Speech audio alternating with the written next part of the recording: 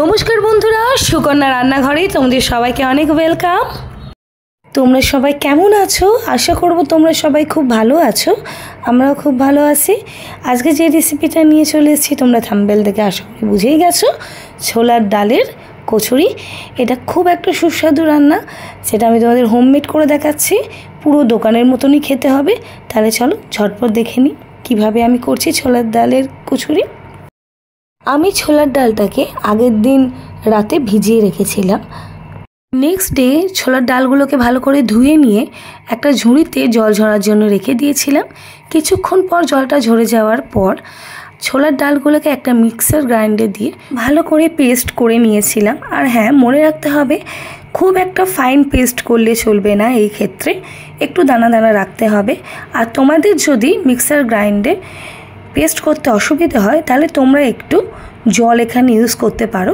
খুব অল্প পরিমাণে ইউজ করবে, খুব পাতলা করে দেবে না ব্যাটারটা। তোমরা দেখতেই পাচ্ছ এরকম থিকনেস রাখবে, এরকম দানা দানা রাখার চেষ্টা করবে। এরপর চলে আসা যাক একটা গুঁড়ো মশলা বানানোর দিকে।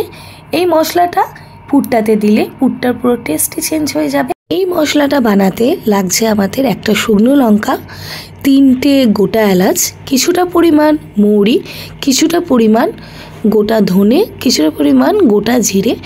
এইগুলোকে লো টু মিডিয়াম ফ্লেমে ভালো করে নাড়াচাড়া করে নিতে হবে। আর লক্ষ্য রাখতে হবে যেন পুড়ে না যায়। ভেজে রাখা মশলাটা অন্য পাত্রে আমি ঠান্ডা হওয়ার জন্য তুলে রাখলাম। আর চলে আসা যাক ময়দা মাখার দিকে। আর ময়দা মাখাটাও কিন্তু এই কচুরির ক্ষেত্রে খুব ভ্যারি করে, সেই জন্য ময়দাটা মাখবেও খুব সুন্দর করে। আমি এখানে ময়দাটা নিয়েছি 3 কাপ মতন, তোমরা মেম্বার অনুযায়ী মেজারমেন্ট নেবে। 3 কাপ ময়দাতে আমি 1 টিস্পুন জোয়ান দিয়েছি, 1 টিস্পুন কালো জিরে, কিছুটা পরিমাণ লবণ, সাদা রিফাইন তেল আর কিছুটা পরিমাণ চিনি দিয়ে আগে জল না দিয়ে খুব সুন্দর করে মিক্সড করে নিতে হবে, যাতে কোনো দানা দানা ভাব না থাকে। তোমরা দেখতেই পাচ্ছ। এরপর আমি কিছুটা পরিমাণ ওয়ার্ম ওয়াটার করে নিয়েছি, খুব গরম করিনি, মিডিয়াম রেখেছি। সেই গরম জলটায় কিছুটা পরিমাণ দিয়ে দিয়ে ময়দাটাকে মাখতে হবে। ময়দা মাখার ক্ষেত্রে একবারেই জল দিয়ে দিলে চলবে না, অল্প করে জল দিয়ে দিয়ে ময়দাটাকে মেখে নিতে হবে। ময়দাটা মাখার ক্ষেত্রেও কচুরির স্বাদ কিছুটা নির্ভর করবে। খুব সুন্দর তেলাভাবে ময়দাটা মেখে নেবে। তারপর কিছুটা পরিমাণ সাদা রিফাইন তেল হাতে নিয়ে ময়দাটাকে ভালো করে মাখিয়ে নেবে। এরপর একটা ভিজে টাওয়াল দিয়ে ময়দাটাকে ঢেকে রাখবে। এতে ময়দাটা সফট হবে, কচুরিগুলো খুব একটা শক্ত হবে না, নরম হবে। একটা কড়াইয়ে কিছুটা পরিমাণ সর্ষের তেল গরম করতে দেব। গরম হয়ে গেলে ওর মধ্যে দিয়ে দিচ্ছি 1 টিস্পুন কালো জিরে, 1 টিস্পুন হিং। এটাকে ভালো করে একটু নাড়াচাড়া করে নেওয়ার পর এর মধ্যে আমি দিয়ে দিচ্ছি আদা কুচিয়ে রেখেছি, সেই আদা কুচনোগুলো দিয়ে দিচ্ছি।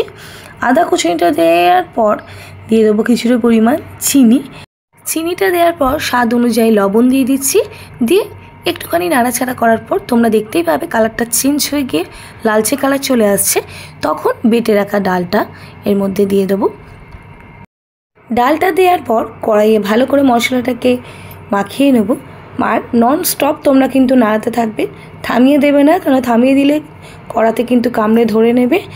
এরপর যে মশলাটা আগে ভেজে রেখেছিলাম সেটাকে আমি মিক্সার গ্রাইন্ডে ভালো করে গুঁড়ো করে নিয়েছি। সেই গুঁড়ো মশলাটা সম্পূর্ণই আমি ডাল বাটার মধ্যেই দিয়ে দিলাম।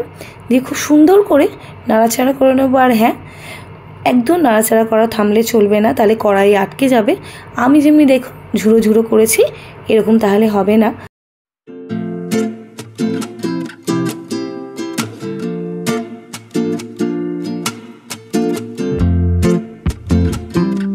আস্তে আস্তে তোমরা দেখতে পাবে জলটাও যতটা ময়েশ্চারটা অ্যাবজর্ব হয়ে গিয়েছে, গিয়ে এরকম ঝুরঝুরে হয়ে গেছে।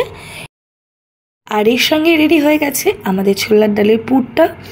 এরপর চলে আসা যাক মেন পার্টে, যেখানে পুরটা আমি ভরবো। আর তোমরা দেখতেই পাচ্ছ কি সুন্দর ঝুরঝুরে হয়েছে, আর ময়দাটাও কি পরিমাণ সফট। এরপর মিডিয়াম সাইজের, মানে লুচির চেয়ে একটু বড় সাইজেরই ময়দার ডোগুলো করে নিতে হবে। তারপর হালকা হাতে প্রেস করে করে মাঝখানটা একটা গর্ত করে নিতে হবে। মাঝখানের গর্তটা খুব পাতলা করলে হবে না, তাহলে কিন্তু পুরটা ফেটে যাওয়ার চান্স থাকবে। থিকনেসটা কিন্তু একটু মোটা রাখার চেষ্টা করবে সাইডের আর মাঝে। তোমরা দেখতেই পাচ্ছ কিছুটা পরিমাণ পুর নিয়ে আমি মাঝখানটায় দিয়ে হালকা হাতে প্রেস করে করে আমি চারধারটা মুড়িয়ে দিচ্ছি। দিয়ে হালকা প্রেস করে রাউন্ড শেপ দিয়ে আমি এইভাবে কিন্তু সব ডোগুলোকে রেডি করে নিচ্ছি।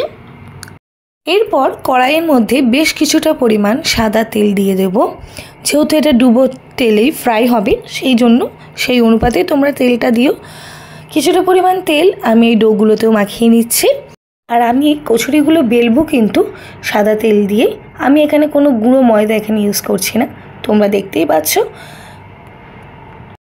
আর হ্যাঁ, একটু হালকা হাতে বেলবে, খুব প্রেশার দিয়ে বেলবে না, তাহলে কিন্তু পুরটা বেরিয়ে দেওয়ার চান্স থাকবে। আর আমি কিন্তু যতটা স্পিডে তোমাদের ভিডিওটায় দেখাচ্ছি এতটা স্পিডে কিন্তু আমি বেলিনি। আর বলে রাখি, যদি ভিডিওটা তোমাদের ভালো লেগে থাকে সাবস্ক্রাইব করে দিও, আর লাইক কমেন্ট করতে ভুলো না, পারলে শেয়ার করে দিও তোমাদের বন্ধুদের সাথে। তোমাদের সঙ্গে কথা বলতে বলতে তেলটাও খুব সুন্দর গরম হয়ে গেছে। বেলে রাখা কচুরিটা আমি আস্তে করে তেলের মধ্যে দিয়ে সাইড থেকে তেলটা নিয়ে নিয়ে কচুরিটার ওপরে দিয়ে দিতেই কচুরিটা টোপরের মতন ফুলে উঠছে। এরপর আমি দু পিটি লালচে ব্রাউন কালার করে ভেজে নেব, নিয়ে অন্য একটা পাত্রে তুলে নেব। আর হ্যাঁ, আমার কিন্তু কোনো কচুরি থেকে তেলের মধ্যে পুর বেরিয়ে যায়নি, আর সব কচুরিগুলোই এরকম ফুলেছে, তোমরা দেখতেই পাচ্ছ। আমি তোমাদের ছিঁড়েও দেখাচ্ছি, দেখো ভেতরে কি সুন্দর পুরে ভর্তি। আমার সব কচুরিগুলো কিন্তু এরকম হয়েছে। ভিডিওটা ভালো লাগলে লাইক কমেন্ট শেয়ার করতে ভুলো না, সাবস্ক্রাইব কিন্তু করে দিও অবশ্যই। আর আমার পাশে থাকার জন্য অসংখ্য ধন্যবাদ তোমাদের সবাইকে।